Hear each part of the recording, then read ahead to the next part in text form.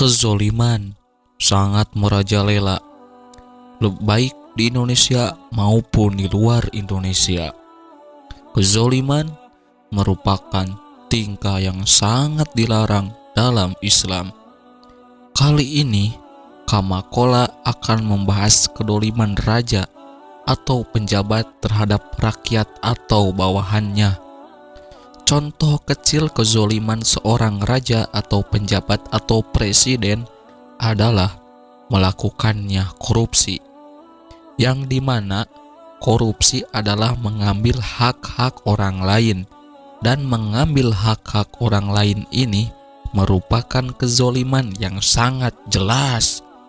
Contohnya lagi seperti pemerintah melakukan penggusuran tanah milik warga secara paksa tanpa ada hak sedikit pun, dan itu juga termasuk kezoliman. Maka dari itu, Kamakola akan merekomendasikan sebuah doa agar kita selamat dari penguasa yang kejam. Namanya doa ini adalah doa Ismul Adom, di mana doa ini sangat ampuh untuk menangkal penguasa, penjabat atau raja yang bertindak kejam terhadap rakyatnya. Sebab dengan dibacakannya doa ini, ia akan terhindar dari apa yang dilakukan oleh si penguasa atau si penjabat tersebut. Inilah doa yang akan dibaca. Bismillahirrahmanirrahim.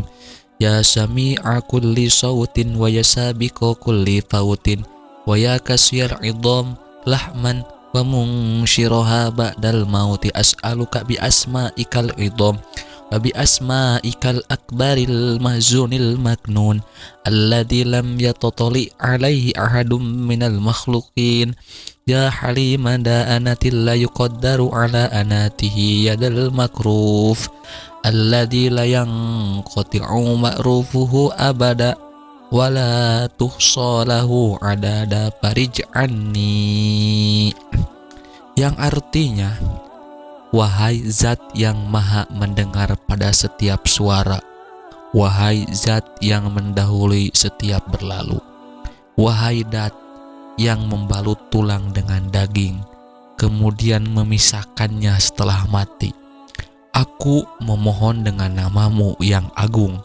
yang tersembunyi dan tersimpan tidak diketahui oleh seorang makhluk pun. Wahai zat yang maha kasih sayang, tidak terbatas kasih sayangmu. Wahai zat yang memiliki kebaikan, tidak terputus kebaikanmu selama-lamanya, dan tidak terhitung banyaknya. Semoga kiranya engkau selamatkan aku. Sehubungan dengan doa Ismul Adom ini, Khalifah Ar-Rasyid pernah menahan seorang ulama besar yang bernama Musa Al-Kadim, putra Ja'far As-Shadiq, salah seorang imam dari sakte Syiah. Alasan penahanan itu karena sang khalifah mendengar berita bahwa Imam Musa telah memberikan fatwa yang tidak menyetujui akan kebijaksanaannya pemerintah.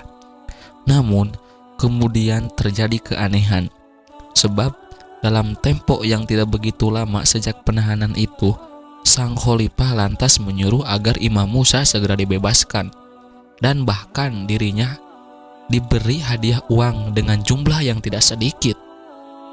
Pengawal tertekun mendengar perintah itu dan bertanya, "Wahai Amirul Mukminin, apakah sebabnya sampai terjadi demikian?"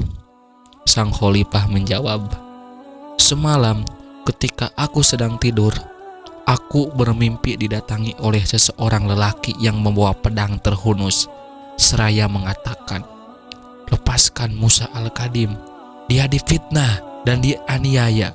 Jika tidak, aku akan memenggalmu dengan pedang ini.' Aku merasa takut dengan mimpi ini. Karena itu kubebaskan dia." Maka dengan segera pengawal itu pun pergi ke tempat penahanan Imam Musa dan mempersilahkannya keluar. Sementara si pengawal menceritakan kepada Imam Musa tentang mimpi sang khalifah. Imam Musa menjelaskan, "Tak kala aku berada di dalam tahanan, aku bermimpi didatangi oleh Rasulullah SAW. Lalu beliau mengajarkan kepadaku kalimat Ismul Adom, seraya beliau bersabda, 'Bacalah kalimat ini. Allah akan memeliharamu. Kemudian kalimat itu kubaca dan kuamalkan selama aku di dalam tahanan ini.